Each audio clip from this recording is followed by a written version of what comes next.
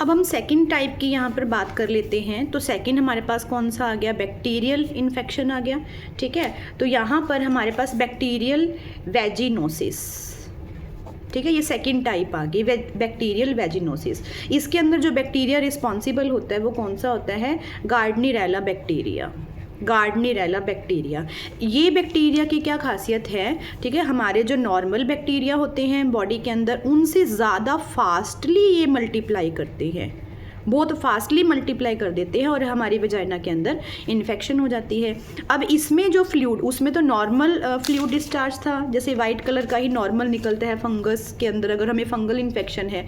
अगर हमें bacterial infection हो गई है तो इसमें जो फ्लूइड बाहर की तरफ निकलेगा वो ग्रे डिस्चार्ज निकलेगा, ग्रे कलर का होएगा और बहुत ही ज़्यादा पंजेंट स्मेल होएगी इसके अंदर, बहुत ही फाउल स्मेल होती है, बहुत गंदी वाली स्मेल होती है, जैसे फिशी ऑर्डर भी हम क्या देते हैं, ठीक है, जैसे मछली में से जो ऑर्डर निकलती है तो वैसी वाली पंजेंट स्मेल, ठीक है, फाउल स्मेल इसके अंदर आ जाती है।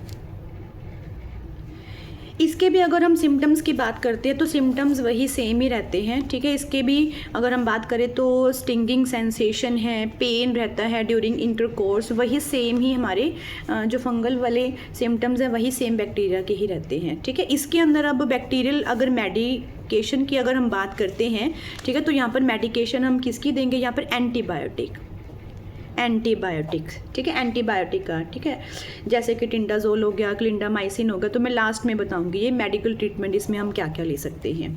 क्लियर। आफ्टर देन हम थर्ड अगर बात करें, ठीक है, तो इसके अंदर कौन सा आ गया, प्रोटोजोन, पैरासिटिक इन्फेक्शन आ गया, ठीक है, प्रोटोजोन। तो इसके अंदर कौन सा आ गया, ट्राइकोमोनियासिस टाइप, कौन सी है, ट्राइकोमोनियासिस टाइप इसके अंदर आ गई। क्लियर। ट्राइकोमोनियासिस जो यहाँ पे पैरासाइट है, पैरासिटिक फॉर्म में है, वो कौन सा है, ट्राइकोमोनास वेजिनैलिस, ट्राइकोमोनास वेजिनैलिस। तो ये पैरासाइट है, तो इसकी वजह से भी हमें क्या हो जाती है, लिकोरिया की प्रॉब्लम हो जाती है, वेजाइनल इन्फेक्शन इसके अंदर हो जाता है। अब इसके अंदर जो डिस्चार्ज निकलेगा वो ग्रीन कलर का निकलता है। देखो डॉक्टर डिस्चार्ज जो बाहर निकलता है उसी से बता देते हैं कि जो हमें इन्फेक्शन हुई है वो प्रोटोजोन से है, पैरासाइट से है। अगर ग्रे कलर का डिस्चार्ज निकलता है बाहर तो उससे वो बैक्टीरियल इन्फेक्शन है, अगर वाइट कलर का डिस्चार्ज निकलता है तो उससे हमें फंगल इन्फेक्शन है। क्लियर। तो ये फिजिकल एग्जामिनेशन में आ जाता है कि फिजिकल एग्जामिनेशन के थ्रू हम कैसे बता सकते हैं कि जो लिकोरिया की प्रॉब्लम है वो बैक्टीरियल है, फंगल है या फिर वो पैरासिटिक है। क्लियर। इसके भी सिम्टम्स की अगर हम बात करते हैं तो वही है, बर्निंग सेंसेशन रहती है बहुत ज़्यादा, क्लियर, और ईचिंग रहती है इसके अंदर, वेजाइना के अराउंड भी और वेजाइना के इंटरनल भी, ठीक है, बाहर और अंदर, ठीक है, वेजाइना के बाहर और अंदर बहुत ज़्यादा इसके अंदर खारिश और खुजली रहती है। क्लियर। और इसके अंदर भी बहुत ज़्यादा पेन होता है ड्यूरिंग द इंटरकोर्स, ठीक है, इन्फ्लामेशन रहती है, जो हमारी वेजाइना है वो रेड कलर की हो जाती है ड्यू टू इन्फेक्शन। क्लियर। इसके अंदर भी अब हमारे पास अगर मेडिकेशन की बात करें, ठीक है, तो पैरासाइट है, ठीक है, पैरासिटिक फॉर्म में है, तो कौन सी यहाँ पर मेडिसिन यूज़ करेंगे, एंटीबायोटिक, ठीक है, तो एंटीबायोटिक आ गया। क्लियर। आफ्टर देन हम बात करते हैं डायग्नोस्टिक टेस्ट की, हम डायग्नोज कैसे कर सकते हैं, ठीक है, अभी मैंने बताया जो डायग्नोज है वो हम फिजिकल एग्जामिनेशन से भी कर सकते हैं, ठीक है, जो हमारा फ्लूइड बाहर की तरफ निकल रहा है, वाइट कलर का है, ग्रीन कलर का है, येलोइश कलर का है, ग्रे कलर का है, तो उससे भी हम ये बता सकते हैं कि जो हमें इन्फेक्शन हुई है वो किससे हुई है, ठीक है। तो इसको हम क्या बोलते हैं, पेल्विक एग्जामिनेशन, ठीक है, क्या बोलते हैं इसको, पेल्विक एग्जामिनेशन। सेकंड इसके अंदर हम पीएच टेस्ट से भी करते हैं, ठीक है, पीएच टेस्ट जो कॉमन है, ठीक है, हर जो गाइनोकोलॉजिस्ट है, ठीक है, वो पीएच टेस्ट करती है। पीएच टेस्ट में हमें कैसे पता चलता है, अगर वेजाइना की जो पीएच है वो 4.5 से ज़्यादा है, ग्रेटर देन 4.5, तो इट मीन्स वहाँ पर जो इन्फेक्शन है वो बैक्टीरियल इन्फेक्शन है और पैरासिटिक इन्फेक्शन है, ठीक है, पीएच से। ये तो मतलब सभी करते हैं, पीएच छोटा सा टेस्ट होता है, बहुत इजीली हो जाता है, पीएच ही चेकआउट करनी होती है। क्लियर। आफ्टर देन फिर हम इसके बाद इसके अंदर हम विप टेस्ट भी करते हैं, ठीक है, विप टेस्ट करते हैं। विप टेस्ट को हम क्या बोलते हैं, अमीन टेस्ट भी इसको कहा जाता है। विप टेस्ट के अंदर हम करते क्या है, इसके अंदर हम 10% पोटाशियम हाइड्रोक्साइड ऐड कर देते हैं सैंपल के अंदर।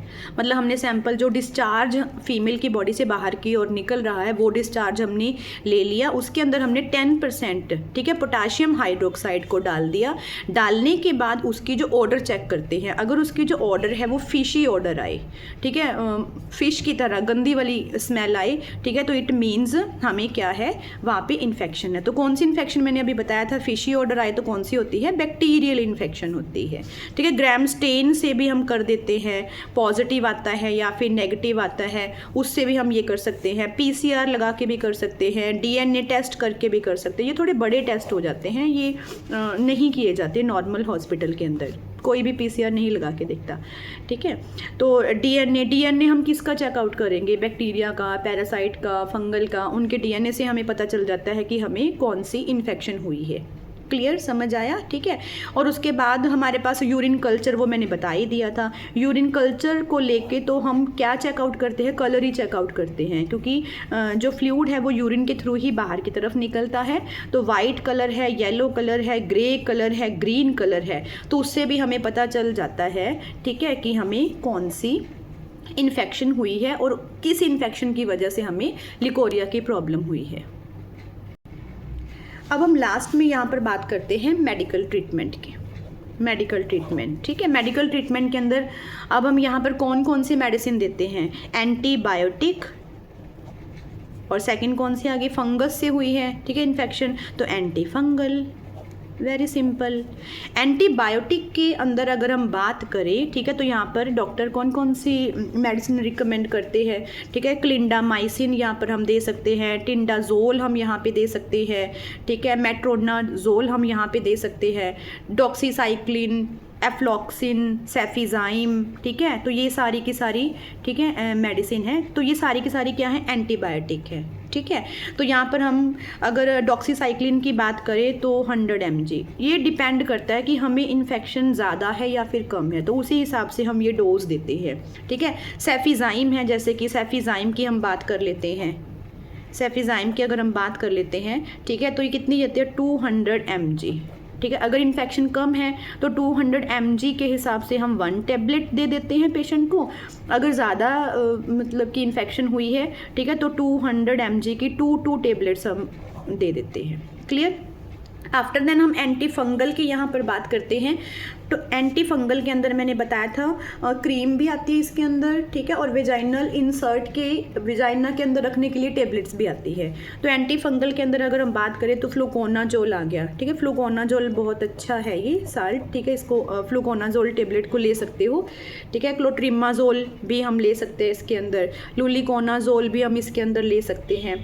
ठीक है, जैसे कि क्लोट्रिमाजोल आ गई तो ये लुलिकोनाजोल आ गई, तो ये हमारे पास कौन सी टेबलेट है, ये वेजाइनल टेबलेट है, वेजाइना के अंदर हम इसको इंसर्ट कर देते हैं। ठीक है, वही मैं बार बार फिर बात करूँगी, वो डिपेंड करता है कि हमें कितनी ज़्यादा इन्फेक्शन हुई है। अगर हमें ज़्यादा इन्फेक्शन हुई है, ठीक है, तो 1 वीक, ठीक है, हम क्या करते हैं 3 to 5 डेज़ लगा लो, 2 to 4 डेज़ लगा लो। ये जो वेजाइनल टेबलेट है ये वेजाइना के अंदर डॉक्टर कहते हैं कि रात को इंसर्ट करनी है, नाइट में इसको इंसर्ट करके, ठीक है, आराम से सो जाना है। ठीक है, और अगर इन्फेक्शन कम है तो 1 या फिर टेबलेट या फिर 2 टेबलेट से ही हमें बिल्कुल, ठीक है, हमारी जो डिजीज़ है वो क्योर हो जाती है। ठीक है, तो ये हमारे पास क्या आ गया, इसके अंदर मेडिकल ट्रीटमेंट है। मेडिकल, देखो जो लिकोरिया है डिजीज़, इसमें मैं आप सबको यही बताऊंगी, मेडिकल ट्रीटमेंट के साथ साथ मतलब इसके अंदर हमारा जो एलोपैथी है, एलोपैथी के साथ साथ हमें आयुर्वेदिक की ओर भी ध्यान देना चाहिए।